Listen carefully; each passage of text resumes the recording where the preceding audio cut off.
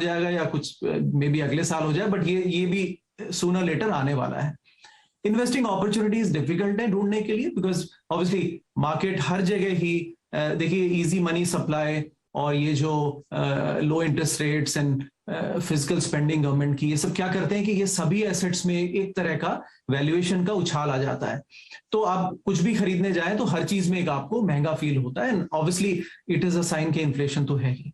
तो I think इसमें और आई थिंक उस पर एक बैक टू बैक ले लीजिए आईपीओज। पिछले 2 साल में यूएस मार्केट में करीब $500 बिलियन आईपीओज के थ्रू रेज किए, जो पिछले 10 सालों का कंबाइंड टोटल से ज्यादा है। तो देखिए, और ये इंडियन मार्केट में भी प्ले हो रहा है। तो आई थिंक ये सब इसके इंडिकेशंस हैं। तो आई थिंक ये हमारा बैकड्रॉप है नीरज जी, और आई थिंक इस पे अनुराग क्या ये एक नया न्यू नॉर्म बन गया है। जैसे आईपीओ का आपने जिक्र किया, तो बहुत वैल्यूएशन पे आए, ₹1 की फेस वैल्यू का शेयर लेके आते हैं और उसको सुपरली डुपरली रिच एक्सपेंसिव करते हैं, और वो बिकता भी है। अब बड़े लोग उसमें क्यों डालते हैं, PHNI कहाँ से पैसे लाके उसमें डालते हैं, क्या करते हैं मुझे नहीं पता, लेकिन वो एक सिलसिला चलता जा रहा है। मतलब महंगा खरीदूंगा और महंगा ही बेचूंगा। अब वो कौन सी एक थ्योरी चलती है, मैं I don't want to quote that, but वो थ्योरी चली जा रही। क्या वो न्यू नॉर्मल है? क्या पैसा सस्ता आ रहा है तो भी वो चलते रही है स्टोरी? एक न्यू नॉर्मल नीरज जी जरूर है कि अब वो इंटरेस्ट रेट्स को हम वो देखिए जो फिक्स्ड ऑल्टरनेटिव्स है ना वो चले गए हैं तकरीबन। तो वो एक जमाने में लोग 15-20% एफडीज में निकाल लेते थे, 10% भी निकाल। अभी वो 4-5% में ना किसी को उसमें बोलते हैं ना, आपने बोला किक नहीं आ रहा है। तो आई थिंक वो भी प्रोपेल कर रहा है। और जब देखिए इजी मनी है और वो अगर रहेगा और इन्फ्लेशन है ही, तो फिर आप कैश पे भी नहीं बैठ सकते हैं। तो आई थिंक ये सब एनकरेज करता है कि किसी तरह का वैल्यू, और देखिए जब वैल्यूएशन उछाल आता है तो फिर वो एक नया बेंचमार्क हम बना देते हैं। तो वो अभी 10-15 पीस की बात पहले होती थी कि उसके ऊपर महंगा है, अभी 25 तक तो लोग मानते हैं कि देखिए 25 तक ठीक है, क्योंकि देखिए इंटरेस्ट रेट्स भी तो 4-5% ही दे रहे हैं। तो आई थिंक ऐसे में आप 25 की पी को भी सस्टेन कर सकते हैं। इट्स काइंड ऑफ आपका यील्ड काइंड ऑफ तकरीबन बराबर ही आएगा। तो आई थिंक वो एक जरूर उछाल आया नीरज जी। आई थिंक इसको न्यू नॉर्मल जरूर कह सकते हैं, क्योंकि अब आप ये पुराना 20 साल पुराना बेंचमार्क लेकर के नहीं कर सकते, क्योंकि कॉस्ट ऑफ मनी लो है।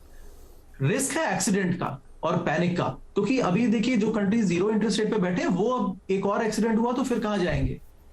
और इंडिया 4% पे बैठा, चलिए 2-3% पे आके फिर भी स्टिमुलेट कर लेगा। लेकिन लिमिटेशन इंडिया के साथ ये है कि फिजिकल डेफिसिट नहीं बढ़ा सकता है, क्योंकि उसकी करेंसी डॉलर्स में तो नहीं है। तो I think limitation her country के पास में एक थोड़ा सा ब्रिंक पर भी रिसोर्सेज स्ट्रेच हो चुके हैं और एक्सीडेंट्स की गुंजाइश नहीं है नीरज जी। एक्चुअली वो लग्जरी नहीं है कि आप एक्सीडेंट ले सकें। बिल्कुल। और मैं एक आधे और नेक्स्ट सेक्शन में टच करूंगा 1-2 important data points corporate profits पे। तो बिग पिक्चर एक तरीके से तीनों हमारे जो विद्वान हैं उन्होंने हमें समझाई। अब मैं थोड़ा सा और नैरो डाउन करता हूं। गौतम, आपकी इन्वेस्टिंग स्टाइल क्या है? इस बाजार में आप कैसे ढूंढते हैं कि ये एक बढ़िया वैल्यू पिक हमें मिल रही है? अच्छा, एक सवाल ये भी क्लियर कर दीजिए कि आप वैल्यू पिकर हैं या ग्रोथ चेजर हैं? जी, कोई भी बढ़िया पोर्टफोलियो कैसे बनता है? कोई भी बढ़िया पोर्टफोलियो में 2 चीज होती हैं। काफी सारी स्टॉक्स जो एक मेगा ट्रेंड में हैं, वो लॉन्ग टर्म कंपाउंडिंग देती हैं आपको। बाकी स्टॉक्स जो शॉर्ट टर्म टैक्टिकल अपॉर्चुनिटीज हैं, जहां पे अल्फा क्रिएशन होता है। स्टेलर वेल्थ पार्टनर्स में हम 2 इन्वेस्टमेंट थीम पे फोकस करते हैं। एक है लॉन्ग टर्म स्ट्रक्चरल ट्रेंड्स और दूसरा है 1-2 साल 3 साल की opportunities based on varying perception. तो मैं दोनों को अच्छे से ब्रेक डाउन कर लेता हूं आपके लिए।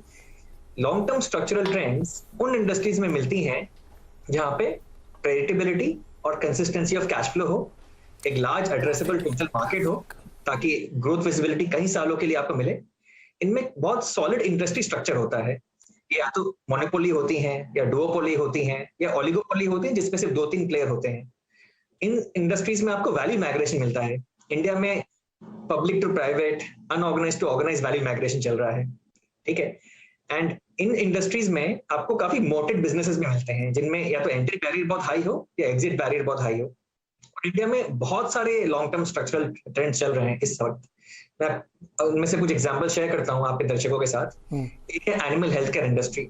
ये ऐसी इंडस्ट्री जो पूरी दुनिया भर में बहुत ही कंसोलिडेटेड है। सो हम लोग स्टेलर वेल्थ पार्टनर्स में देखते हैं कहाँ पे कंसोलिडेटेड प्रॉफिट पूल्स हमें मिल सकती है, बिकॉज जितनी कंपटीशन कम हो उतना वैल्यू क्रिएशन मैक्सिमम होता है। तो ये एक एग्जांपल है। इसके अलावा CDMO, Contract Development and Manufacturing Organizations, CRAMS, Contract Research and Manufacturing Services, plain vanilla contract manufacturing companies like Dixon and other companies.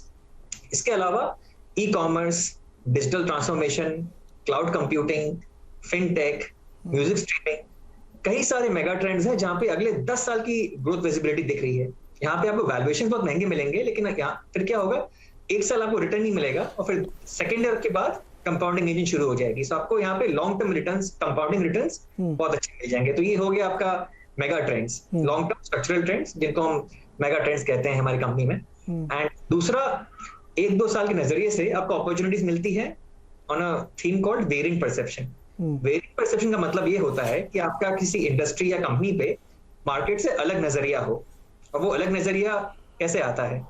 वो आता है बहुत सारे अलग अलग ट्रिगर से। कुछ ट्रिगर्स होते हैं, किसी कंपनी का बड़ा कैपेसिटी एक्सपेंशन प्रोग्राम खत्म हुआ, उसके बाद ऑपरेटिंग लीवरेज आनी शुरू होती है। तो ऑपरेटिंग लीवरेज का मतलब आपका pre production cost, fix cost recover हो गया, उसके बाद जैसी रेवेन्यू ग्रोथ आएगी तो प्रॉफिटेबिलिटी का बहुत बड़ा जंप मिलेगा। इन कंपनीज में डीलेवरेजिंग भी होती है। सो जैसे आपकी उधार कम होगी, डेट कम होगी, इंटरेस्ट ब्याज कम होंगे, आपकी नेट प्रॉफिट बढ़ेगी, मार्केट कैप बढ़ेगी। और क्या तरीका होता है वेरिएंट परसेप्शन का?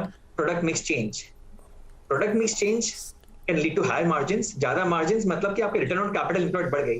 और जैसे मैंने कुछ देर पहले कहा था कि जब किसी कंपनी की लो रिटर्न ऑन कैपिटल एम्प्लॉयड बढ़ती है, तब वैल्यू क्रिएशन बहुत तेजी से होता है। एंड आरओसी एक्सपेंशन 2 तरीके से आते हैं, एक है मार्जिन एक्सपेंशन और दूसरा है इंप्रूवमेंट इन एसेट टर्नओवर और इंप्रूवमेंट इन एसेट टर्न्स। ये इंफॉर्मेशन आपको मैनेजमेंट कॉन्फ्रेंस कॉल पे मिल जाती है। आप उनसे पूछ सकते हैं कि जो नई कैपेसिटी आने वाली है उसमें एसेट टर्नओवर कितना होगा। एंड मार्जिन एक्सपेंशन और एसेट टर्नओवर के बीच में एसेट टर्नओवर हम ज्यादा प्रेफर करते हैं बिकॉज हाई मार्जिन से कंपटीशन अट्रैक्ट हो जाती है। So improvement in operating efficiencies better रहती है। वेरिएंट परसेप्शन आपको इंडस्ट्री साइकिल शिफ्ट से मिल सकता है, क्योंकि जैसे पिछले साल हमने देखा रियल एस्टेट साइकिल में अपटर्न आ गया 10 साल के बाद। सो अब यहाँ पे काफी वैल्यू क्रिएशन होने वाली है। गवर्नमेंट रेगुलेशन के कोई चेंज से भी वेरिएंट परसेप्शन आ सकता है। हमने देखा पिछले साल एथेनॉल ब्लेंडिंग में भारत सरकार का बहुत बड़ा फोकस है, इसकी वजह से शुगर मिल्स और डिस्टिलरी कंपनीज को बहुत फायदा हुआ है। इसके अलावा आपको वेरिएंट परसेप्शन मिल सकता है फ्रॉम प्रमोटर और मैनेजमेंट। गौतम, ये जो वेरिएंट परसेप्शन है, इसमें जैसे ये इथेनॉल वाली थीम हुई या रियल एस्टेट में तो खैर अच्छे क्वालिटी का स्टॉक ही ढूंढना बड़ा टफ काम होता है। ये क्या वो 5-10 साल वाली स्टोरीज होती हैं क्या? एथेनॉल ब्लेंडिंग 10 साल वाली स्टोरी है ये 2-3 साल के